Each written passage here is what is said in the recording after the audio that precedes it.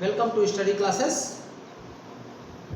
अपने फिजिक्स के इस सेशन में हम लोग नाभिक की चर्चा कर रहे हैं। उसके अंतर्गत आज हमारा टॉपिक होगा न्यूक्लियर एनर्जी, नाभिकीय ऊर्जा।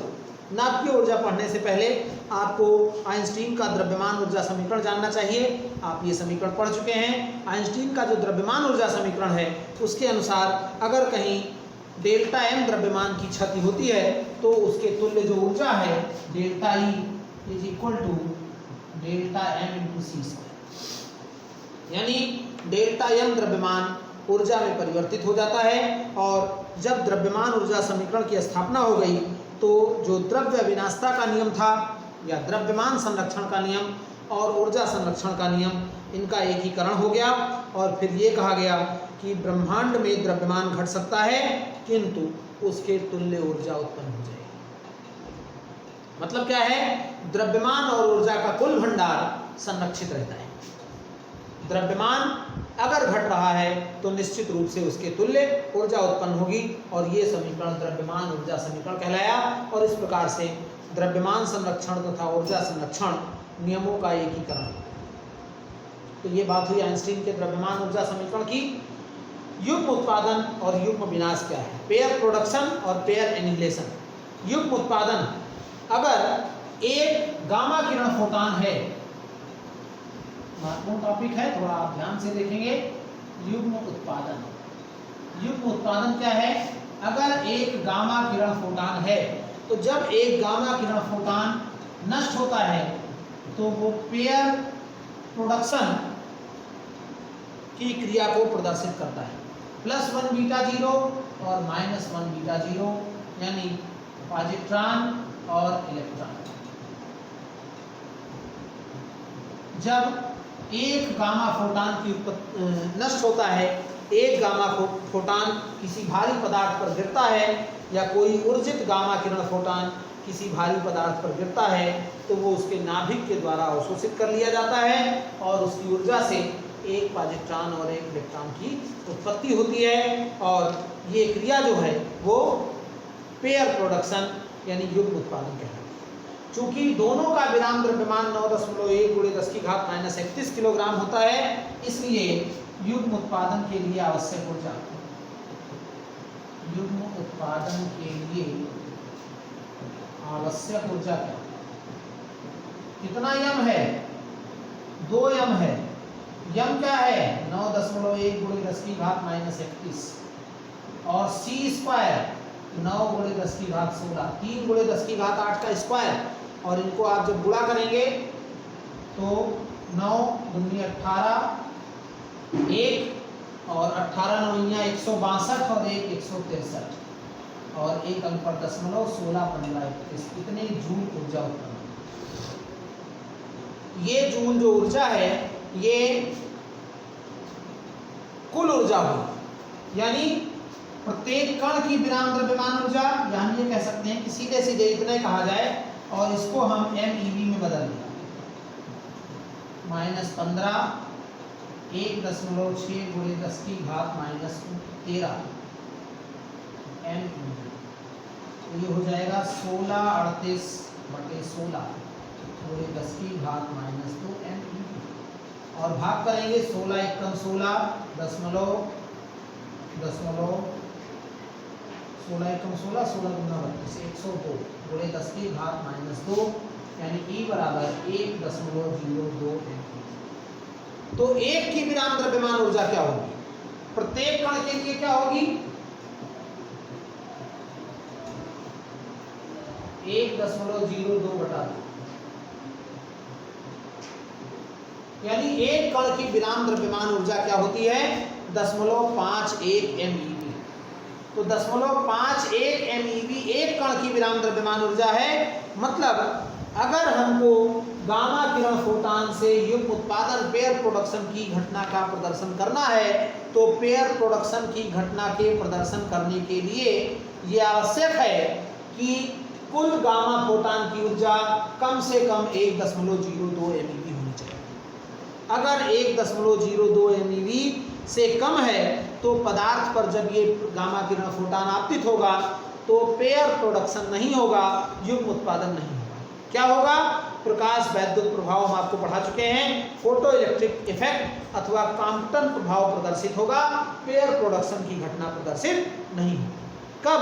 अगर 1.02 MeV से कम ऊर्जा का फोटान आपतित कराएगा।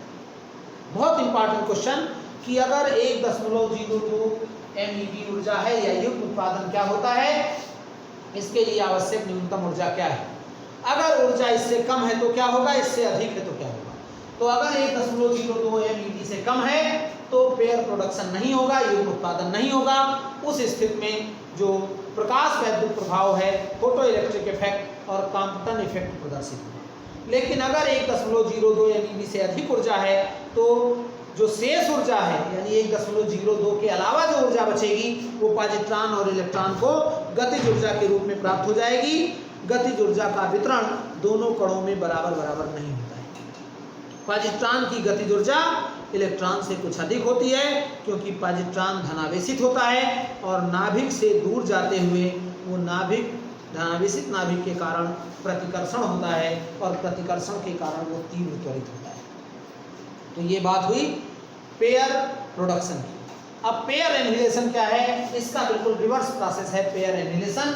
जब एक पॉजिट्रॉन और एक इलेक्ट्रॉन परस्पर समीप आते हैं तो वो परस्पर नष्ट होकर 2 गामा फोटॉन की उत्पत्ति करते हैं। बहुत बड़ी समस्या कि एक गामा फोटॉन 2 यानी पॉजिट्रॉन और इलेक्ट्रॉन उत्पन्न करता है, लेकिन युग्म विनाश क्या है, युग्म विनाश का जो समीकरण होगा वो ये लिखा जाता है +1 बीटा 0 + -1 बीटा 0 = hν + hν।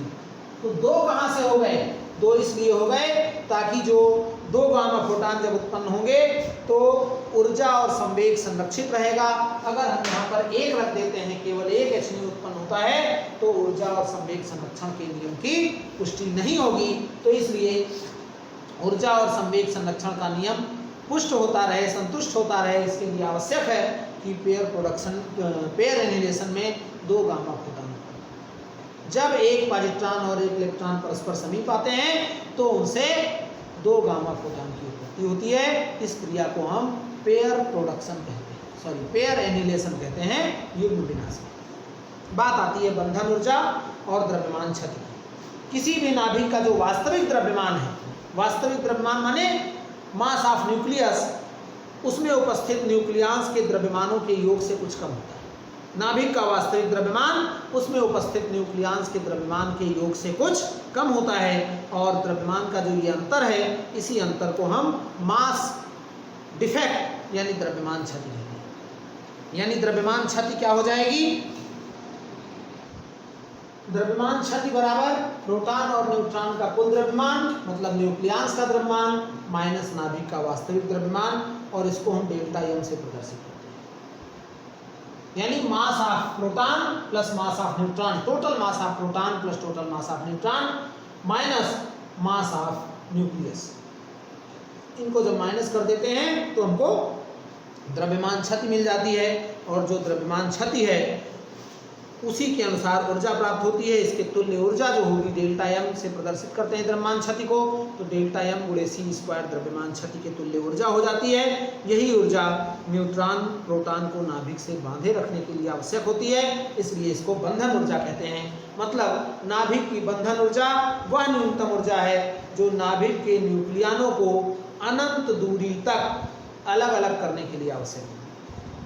नाभिक के न्यूक्लियनों को अनंत दूरी तक अलग अलग करने के लिए आवश्यक न्यूनतम ऊर्जा को नाभिक की बंधन ऊर्जा कहते हैं। बंधन ऊर्जा ज्ञात करने के लिए हमको द्रव्यमान क्षति ज्ञात करनी है।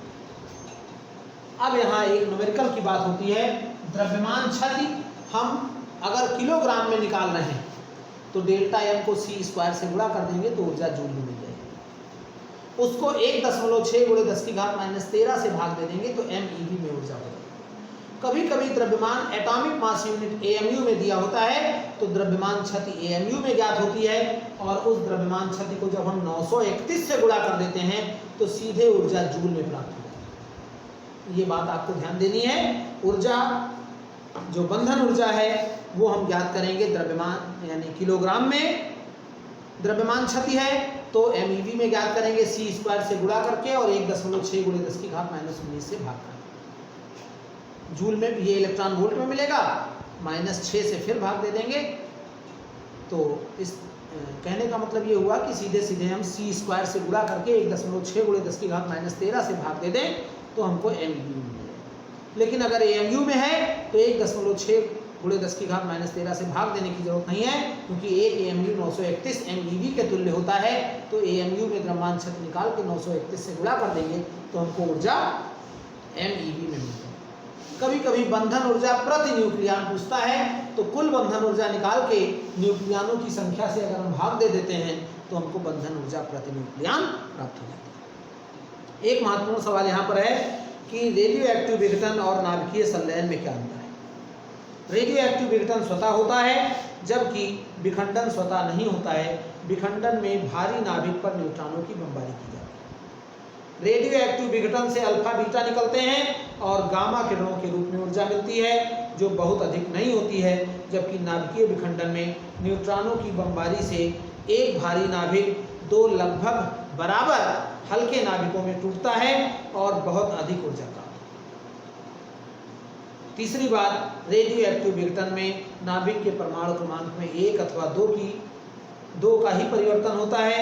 द्रव्यमान संख्या यानी परमाणु भार में 0 अथवा 4 का परिवर्तन होता है, जबकि नाभिकीय विखंडन में परमाणु क्रमांक और परमाणु भार लगभग 2 बराबर भागों में बढ़ जाते हैं। नाभिकीय विखंडन और नाभिकीय संलयन आपको जानना चाहिए, इसको आप कहीं पढ़ चुके हैं। नाभिकीय विखंडन क्या है? एक भारी नाभिक जब टूटता है तो उस पर जब किसी कण की बमबारी की जाती है तो वो 2 हल्के नाभिकों में टूट जाता है और इस क्रिया को हम नाभिकीय विखंडन कहते हैं। जैसे 92 यूरेनियम 235 की अगर बात करें, जब इस पर एक 0N1 यानी एक न्यूट्रॉन की बमबारी की गई तो इससे बेरियम और क्रिप्टन बना। 56 बेरियम 144 बेरियम का एक नाभिक बनेगा और प्लस क्रिप्टन 36 Kr89। इसके साथ साथ 3 न्यूट्रॉन उत्पन्न होते हैं और ऊर्जा की अपार मात्रा उत्पन्न होती है। ऊर्जा, ये क्रिया नाभिकीय विखंडन कहलाती है, बहुत महत्वपूर्ण हो सकती है। इनका टोटल योग आप देख सकते हैं 6 6 12 5 3 8 1 9 35 1 36 है, 4 9 4 13 3 16 1 8 1 9 4 13 और 1 1। तो ये आपका समीकरण संतुलित है, यानी 92 यूरेनियम 235 पर जब एक न्यूट्रॉन की बमबारी की गई तो इस क्रिया में बेरियम और क्रिप्टन बना और ये घटना नाभिकीय विखंडन कहलाती है। नाभिकीय विखंडन स्वतः नहीं होता है, इसके लिए इस पर बमबारी कराने की आवश्यकता होती है, न्यूट्रॉनों की बमबारी की जाती है। यहाँ पर ये 2 भागों में बढ़ जाता है, जबकि रेडियो एक्टिव विघटन जो होता है उसमें परमाणु क्रमांक और परमाणु भार में परिवर्तन होता है और ये परिवर्तन बहुत कम होता है, जबकि यहाँ 2 भागों में बढ़ जाता है। रेडियो एक्टिव विघटन की दर को नियंत्रित नहीं कर सकते हैं, जबकि इसको हम नाभिकीय विखंडन की दर को उपयुक्त विधियों के द्वारा नियंत्रित कर सकते हैं। और इसी आधार पर श्रृंखला अभिक्रिया जो होती है, यानी यूरेनियम 235 का एक नाभिक जो है उस पर 0N1 से बौछार कराई गई तो ये 2 भागों में टूटा और 3 न्यूट्रॉन निकले। ये 3 न्यूट्रॉन यूरेनियम के 3 नाभिकों को विखंडित करेंगे, जिससे हमको 9 न्यूट्रॉन प्राप्त होंगे और वो 9 यूरेनियम के 9 नाभिकों का विखंडन करेंगे और इस प्रकार से यूरेनियम की एक श्रृंखला अभिक्रिया, चेन रिएक्शन प्रारंभ हो जाती है। इस क्रिया को ही नाभिकीय विखंडन की श्रृंखला अभिक्रिया कहते हैं, जो बहुत विशाल मात्रा में ऊर्जा की उत्पत्ति करती है, बहुत कम समय में ऊर्जा को उत्पन्न कर देती है। और 2 प्रकार की हो सकती है। अनियंत्रित, जिसमें हम न्यूट्रॉनों को नियंत्रित नहीं करते हैं और वो लगातार यूरेनियम नाभिकों का विखंडन करते रहते हैं, जिससे बहुत कम समय में ही ऊर्जा की विशाल मात्रा प्राप्त हो जाती है। ये घटना अनियंत्रित श्रृंखला क्रिया कहलाती है। परमाणु बम इसी सिद्धांत पर आधारित है। परमाणु बम अनियंत्रित श्रृंखला क्रिया का एक उदाहरण है, उसमें अनियंत्रित श्रृंखला क्रिया। जबकि नियंत्रित श्रृंखला क्रिया क्या है? 3 न्यूट्रॉन जो निकले हैं, इनमें से हम 2 न्यूट्रॉनों को कंट्रोल कर लेते हैं, केवल 1 न्यूट्रॉन ही आगे विखंडन कर पाता है। तो इस प्रकार से हर रिएक्शन के पश्चात हमको केवल विखंडन के लिए 1 न्यूट्रॉन उपलब्ध होगा और श्रृंखला अभिक्रिया नियंत्रित दर से चलेगी और परमाणु भट्ठी या न्यूक्लियर रिएक्टर इसी पर आधारित है। इसको आप 10th में फिजिक्स में पढ़ चुके हैं। परमाणु भट्ठी नियंत्रित श्रृंखला अभिक्रिया पर आधारित है। उससे जो ऊर्जा प्राप्त होती है उसका हम उपयोग नियंत्रित दर से करते हैं। तो ये बात हुई नाभिकीय विखंडन की श्रृंखला अभिक्रिया जो है नियंत्रित और अनियंत्रित श्रृंखला अभिक्रिया। नाभिकीय संलयन, हाइड्रोजन बम और सौर ऊर्जा के स्रोत, इसकी चर्चा हम अपने अगले सेशन में करेंगे। आप हमारे चैनल पर बने रहिए। अगर आपने हमारे channel study classes bye Ajay Mehrotra को अभी तक सब्सक्राइब नहीं किया है तो चैनल को सब्सक्राइब करके बेल आइकन को प्रेस कर लीजिए, जिससे इस पर आने वाले वीडियो के नोटिफिकेशन आपको मिलते रहें और आप उनका बेहतर लाभ लेकर अपना सिलेबस अच्छे से तैयार कर सकें। वीडियो को लाइक और शेयर अधिक से अधिक करें। ये चैप्टर आपका 13वां चैप्टर चल रहा है। इसके बाद 2 चैप्टर आपको और पढ़ने हैं, यानी ये लगभग समाप्ति की ओर आपका सिलेबस अग्रसर है। तैयार आपको करना है। न्यूक्लियर फिजिक्स की हम चर्चा कर रहे हैं, नाभिक की। इसमें एक लेक्चर और होगा, उसके बाद ये टॉपिक आपका ख़त्म हो जाएगा। उसके बाद 2 चैप्टर आपके और बच रहे हैं। एक बचेगा अर्धचालक इलेक्ट्रॉनिक्स यानी सेमीकंडक्टर इलेक्ट्रॉनिक और संचार व्यवस्था यानी कम्युनिकेशन सिस्टम, और इसी के बाद आपका सिलेबस कंप्लीट हो जाएगा। तो आप निश्चित रूप से अपना सिलेबस पढ़ते रहिए, नहीं तो बड़ी प्रॉब्लम होगी। अचानक से कुछ भी तैयार नहीं होगा। आपके पास नोट्स होगा तभी आप कुछ कर सकते हैं। नोट्स पूरा करने के लिए आपको वीडियो को पूरा देखना होगा। वीडियो आप पूरा अंत तक देखें और कॉन्सेप्ट क्लियर करें। अगर आपको कहीं समस्या हो रही है तो आप कमेंट बॉक्स में समस्या को लिखें, हम उसको दूर करने का भरसक प्रयास करेंगे कि आपकी समस्या का निदान कर सकें। और यही माध्यम इस समय पढ़ने के लिए अवेलेबल है। आप इसका प्रयोग करके अपना सिलेबस अच्छे से तैयार कर सकते हैं। धन्यवाद। अगले सेशन में हम न्यूक्लियर फ्यूज़न की चर्चा करेंगे, यानी नाभिकीय संलयन क्या है।